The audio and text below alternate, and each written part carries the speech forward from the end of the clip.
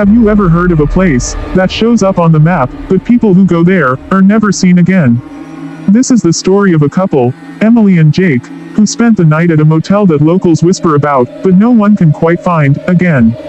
They call it the Vanishing Motel. Emily and Jake were on a late summer road trip across the Pacific Northwest. They were adventurous, carefree, the kind of couple who liked to take the scenic route and explore forgotten highways. One evening, while driving through southern Oregon, the sun dipped below the mountains and darkness fell quicker than expected. Tired and looking for a place to crash for the night, Jake pulled up the GPS. Jake, hey, there's a place about 10 miles from here. Sunset Inn. Never heard of it, but it's cheap. Emily, slightly wary, Sunset Inn. That sounds kind of creepy. But okay, let's go. The road to Sunset Inn wasn't paved. Gravel crunched under their tires, and dense trees lined both sides, almost swallowing the car in darkness. No cell signal, no other cars, just miles of trees and mist. And then, like it appeared out of nowhere, the motel stood under a flickering neon sign, Sunset Inn, vacancy. It looked like something out of a 70s horror film. Peeling paint, dusty windows, and a single light on in the lobby.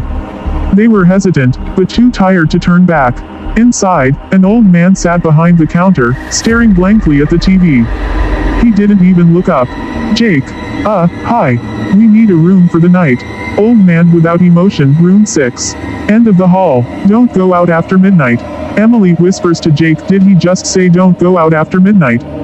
They laughed it off, thinking maybe it was just some weird old guy being dramatic. But the clock in their room stopped at 11:59 p.m.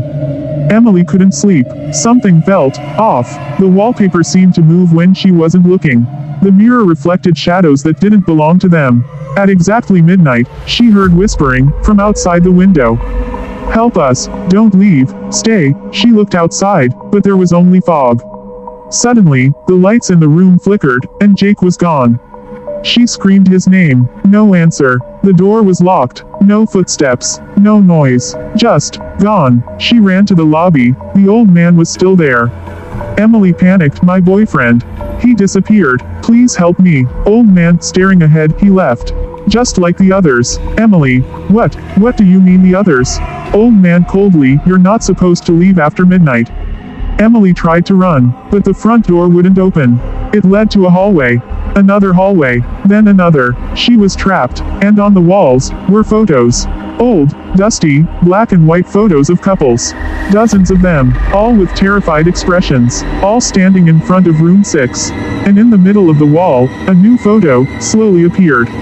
Emily and Jake. The next morning, a delivery driver passed the same road. No sign of a motel. Just thick woods. No driveway. No sign. Nothing. Locals say there used to be a motel there, back in the 70s, before it burned down, with all the guests still inside. They say sometimes, it still shows up to tired travelers, deep in the woods. But those who check in, never check out.